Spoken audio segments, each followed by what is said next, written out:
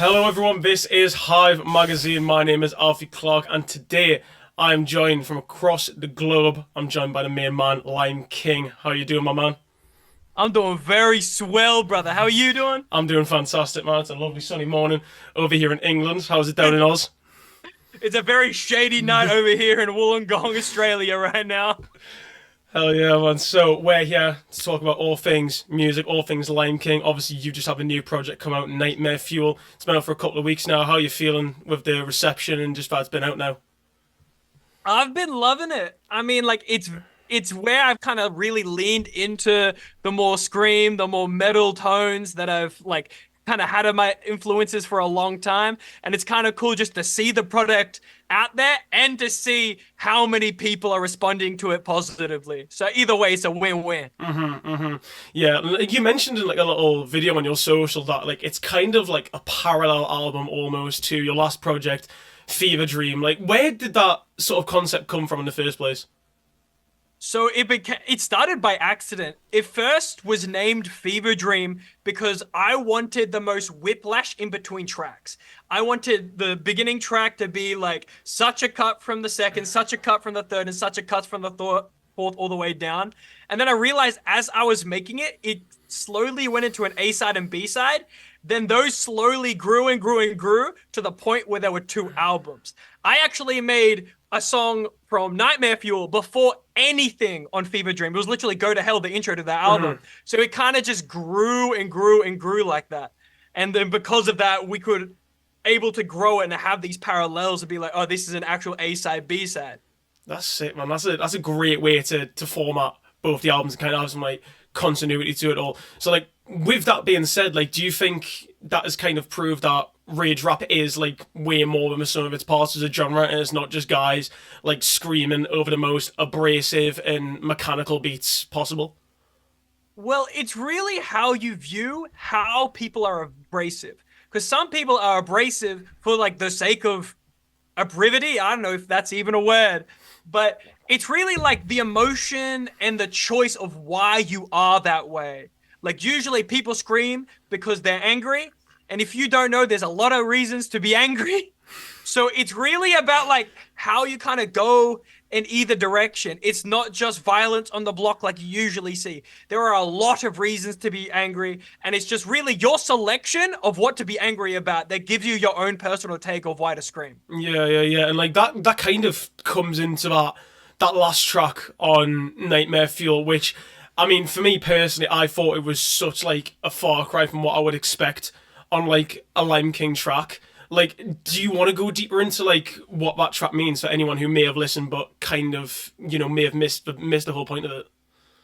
So he's talking about my song Assailant, which is the album's outro, and practically the it was really a reflection of Impatient, which was the intro to Fever Dream, which was all about like I am going to continue to be myself because I am a teacher. I am a teacher in a creative field, and therefore I want to show the kids that I teach that they can be creative and they can really live their dreams being them. Because that was one of the big things that came up for me in my process as an artist, just being like, oh, you're too loud, you're too this, you're too that, yada yada yada. But now that we bring it back to Assailant, it's like, well, what's the dark side of things? And it's really just about like, yeah, I am this leader in the dance industry, but obviously there's some creepy stuff happening. Anytime you work with kids, there's always some creepy stuff happening. And unfortunately, I've kind of become Sydney's professional when it comes to this. I've always been kind of like put into the situations where like, oh, this fucked up thing has happened. What should be the course of action to kind of go down the well? And when I was thinking about the reflections as we were talking about before, it was really about like the oh, I had enough. I had Hmm. enough of what's been happening. And yeah, and especially being a more prominent teacher in the like my whole state, it's like I literally know these cases by names because I have worked around these people. And I'm just glad that it's not like a direct thing, direct line of business, if that's what. Yeah. So it's just really about just like, why is my reason to be angry? And it's And I think you've already said it in asking this question. It's what's Yeah, been man. happening and kind of my situation in here. Yeah, back onto like how the album sounds as well. Like you mentioned literally in the start that you incorporate a lot more of these like metal sounds and like the the new metal, the heavy, the hardcore stuff. Like, was there any like sort of like songs and bands that you like drew from at all to like sort of get inspiration from that, or was that just kind of like stuff that you kind of grew up on that you kind of wanted to draw into now that you're an actual musician? So I grew up on like Busta Rhymes, Method Man, Redman. Like every time you were in a dance class in Sydney, those were the sorts of people that you would be dancing to. A lot of G-funk when it comes to the popping and the locking, yada yada yada. So when I first discovered like rock and metal and things like that, it's like, oh wow, this is actually something that like I found, I keep, and I like, and not just something that's kind of been put on me. And then finding those interlapping places just kind of became what I wanted. So yeah, there's like the new metal influence, but I feel like a lot of my influence comes from like Lil Darky, Zillakami, the City More guys, Josiah. Like those sort of people kind of manipulated my sound. And it's weird because they came from a trap era because it's trap metal, Yeah. right? But I came from a very boom bappy side of things. And so it was very interesting to see all those things kind of mesh together into whatever I decide to make. Yeah, and how did the production side of things like go with them sort of like creative choices? Because you're obviously working with people that you've worked with in the past before, like Odwin, Prop, Omar, people like that. Like, how was it like working with them, then having to incorporate those elements into the tracks, considering they are just mainly hip hop adjacent producers? I mean, a lot of them are talented enough that I don't really need to like go into there. Yeah. Like you already named the names, and Prop, he's already been on that side of the world. I don't know if you know people like Bad Lad, but he's literally like very, very close friends. Like they're both British. They literally like grew up together. That's how he got a lot of his start. So I was able to kind of like meet him after that and be like, oh, I actually have a person that understands both sides of like the reflection, which was really interesting to work with and really interesting to kind of grab beats from him. People like Omar, they're again creative enough to do that. Odwin, he just looks at it, he like understands it. He just looks at it like, Yeah. yeah, tough. These are what my friends are doing over there. But yeah, those are the guys that were able to kind of get bits and pieces from either side. A lot of the production on either sides are very individualistic though. Like you're not gonna, even though actually no, Vivid too.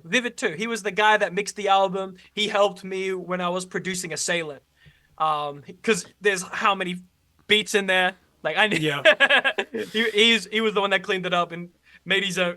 The story behind that track is actually ridiculous. Like he added a whole other beat in there. He added a whole other beat. And he's like, Crazy. hey, can I just try something? And then it became full Philly drill Skrilla type beat, right? That whole section he was just like, hey, can I try something? Yeah, man.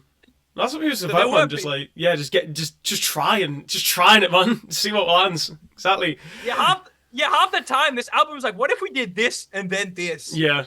Like when I was making Protest, hood trap is very big in Sydney right now. I don't know if you know about people like Lonely Soldiers, Colt Shotter, Fortune. There are people out here that are very much taking that genre to a peak.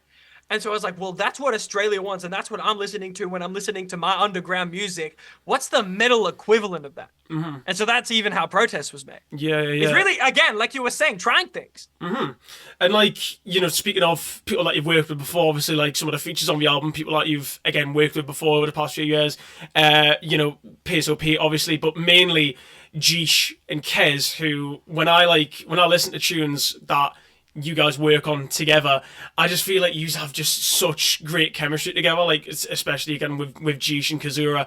Is it like mainly just like a friendship thing that just makes you guys click, or is it like a deeper understanding musically to why you guys just work so well together? I honestly can't answer that question because the friendship is definitely a part of it. Yeah. But some people I work freakishly well with. Because like when it comes to people like Geesh, yeah, we have that friendship. We hang out, we talk like every day.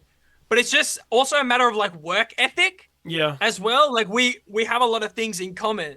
And so I can even like when I'm talking about projects he's not even on, he understands the language. So even though I ask him to do things in a certain way, he doesn't just get like why I need a feature, but he also understands why I chose him and therefore what to do. But sometimes there's a freakish fourth where I'm like, wait, you know how to do that? I did not know he could do those vocals. Yeah, I did not know. I didn't know. I was on call because we were on a Discord call. He was recording it live, and I was like, "Well, I'm already in here doing this verse for you. Pop in, pop in, pop in." He was just like, "What? You can do this? What? Where did this? I could have used this so often, bro. Come on, yeah, bro." man. No, he went And I mean, stupid. yeah, and in terms of Kazura, I mean, that was the first person I became friends with in terms of WDFA, that group I'm a part of now. And so even when we met in real life, like we were the people that were like glued together, and we just kind of realized like, yeah, we work insanely fast and insanely well together. I saw in that article you talked about Next Gen Classic, which is the tape I did. Bro, Body is on repeat forever, man. Killer track. Oh, thank you. Thank you. I'm going to tell you right now that probably 4 of those tracks, Batty included, was made in one day. Crazy. Wow. Like that is I think Batty was the first one to kind of start the block. That was the same with White Bitch, that was same with Metal Sound, and that was the same with Wombo Combo, I'm pretty sure. That was just all the same day. We were just grinding. And we can't, because again, we're friends, we understood what each other wanted, each other needed.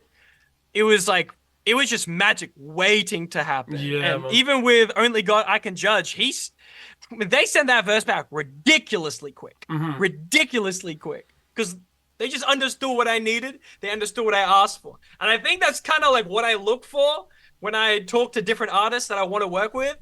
Like just an understanding of what's happening. Like what I want, like my vision for the track. And even if they have their own vision for the track, just like how they're able to add that in within kind of like my vision.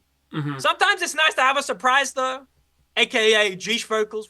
I've already talked about that too much, but yeah.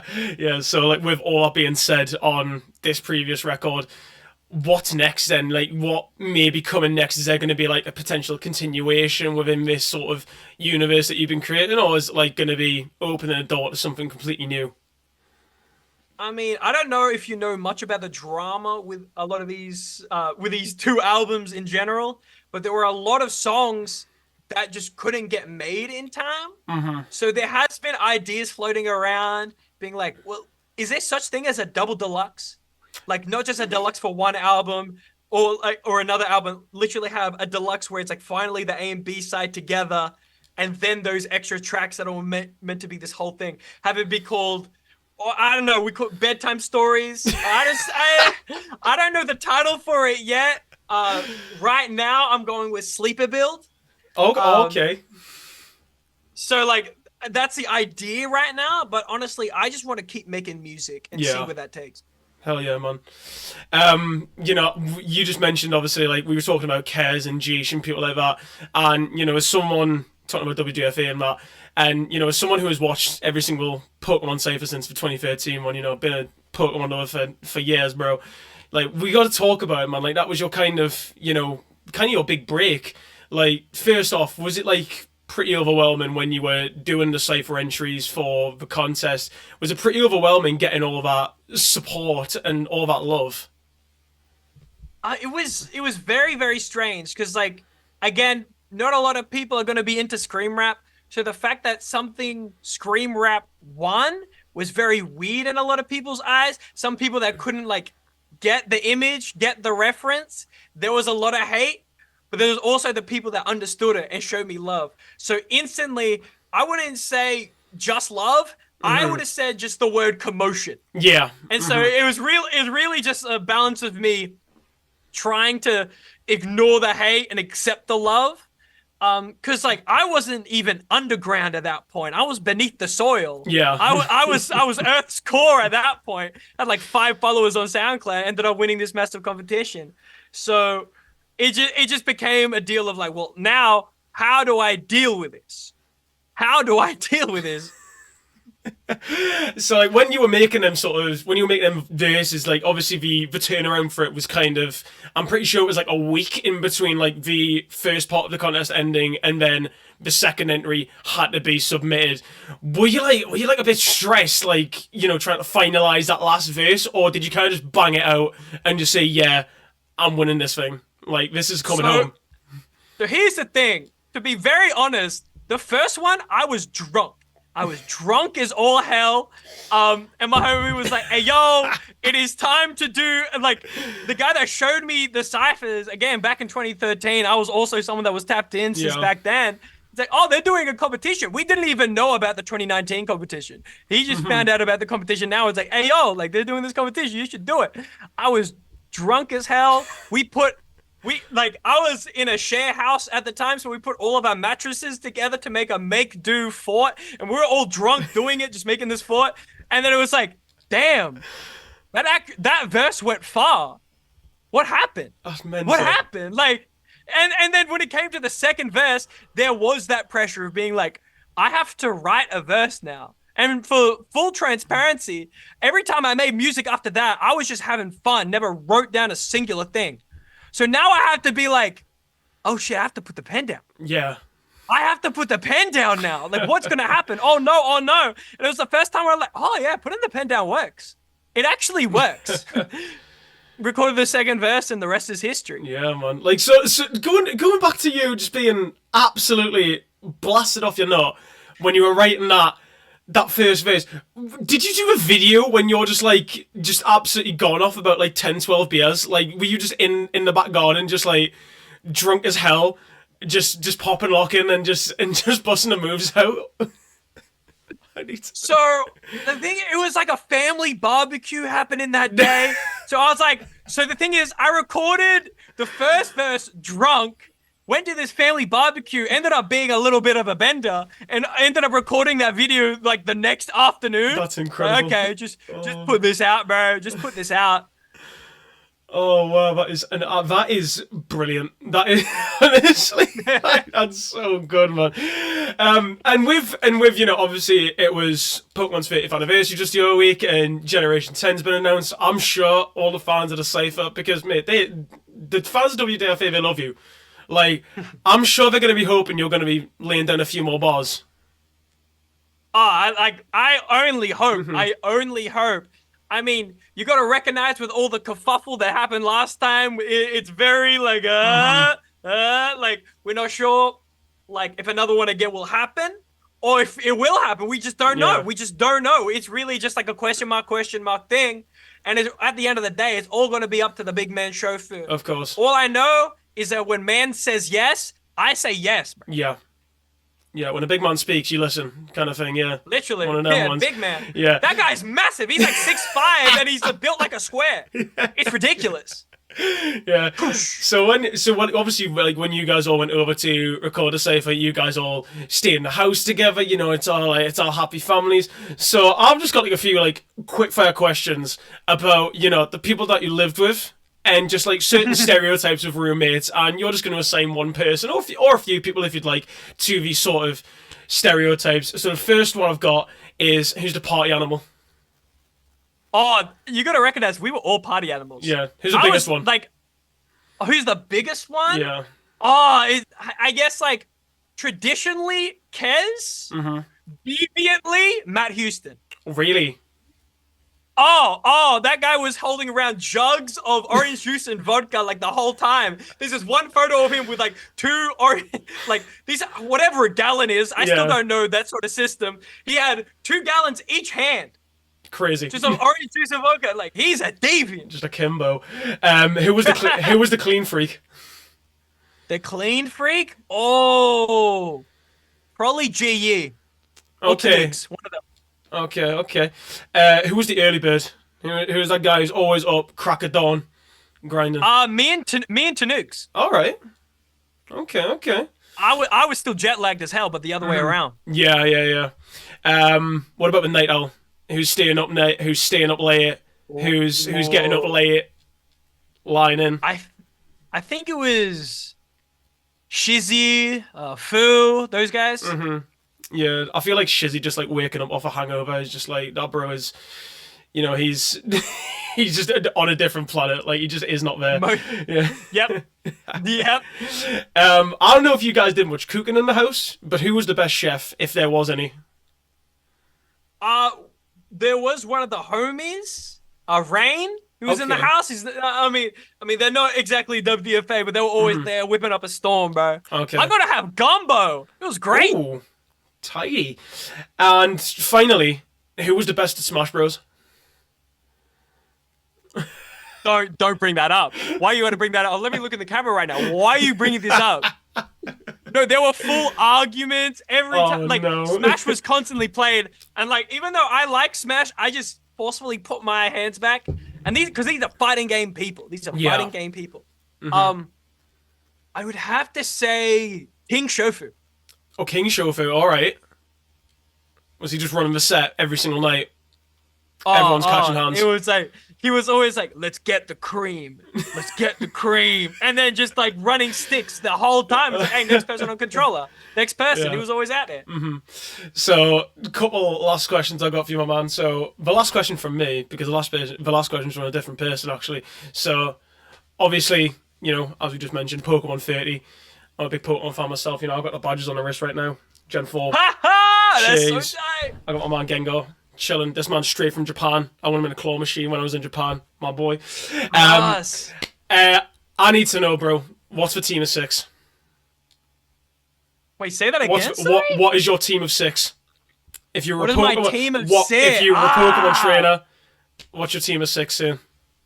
So, I mean, I've always said I'm very much like, okay, I am one of the evil villains in the Pokemon universe. I'm very much a poison type, dark type sort of person. Okay. As soon as Annihilate dropped, that's probably gonna be like my number one guy. Like as soon as you say that you evolve someone from angrily throwing your fist 20 times, that's my man. I've always been a fan of Toxicroak. Yep. I started with Gen 4. He's always going to be on my team. That's one of the days. I love this guy. Not a lot of people do. I love Garbodor. Garbodor, really? Big heap of trash. That was a HP sponge back in the day when I first got Gen 5. Speaking of Gen 5, Crocodile. Hell yeah. Big dog. Loved him. He just has a vibe. Yeah. I was a big fan of Chandelure. Yeah. I really liked the Love Mega Chandelure. 2 that popped up Yeah. in Legends ZA. And if I was to pick a last one, ooh. I mean, this is going to be very out of theme for the 5 I just picked. Azumarill. I love Azumarill. Something about, like, I accidentally got huge power Yeah. on it back in the day as an ability, and it just swept shop. Yeah. And I was like, oh, this is the guy. That thing in Gen 6, that was a menace. Oh my days. So, my final question for you, as I said, it's not actually from me. This is from a different artist, actually. So I've been doing this bit where I've been getting other artists that I've been interviewing to give me a question to ask to the next person that I interview. So this comes from a young lady, very, very talented, called Lauren Mickey, who I interviewed a few months ago. She's great. And she would like to know, is there a book or a film that feels the same or you could associate with a song or a project of yours? Ooh. So I feel like, oh damn, that is a great question. It's so weird because like both the albums we talked about are very, very, very different. Because like I feel like Fever Dream's very much Little Miss Sunshine, and Nightmare Fuel is very much Requiem of a Dream. Yeah. So they're very polar opposites. But if I was have to like say something, be like, oh, hope, disgusting, evil. Like I guess those are the two movies. I don't watch a lot of movies. I'm too busy making music, honestly. Hey man, well, this has been an absolute blast, man. Thank you so much for taking the time. Really appreciate it. This has been Hive Magazine and King Citrus himself, Lime King.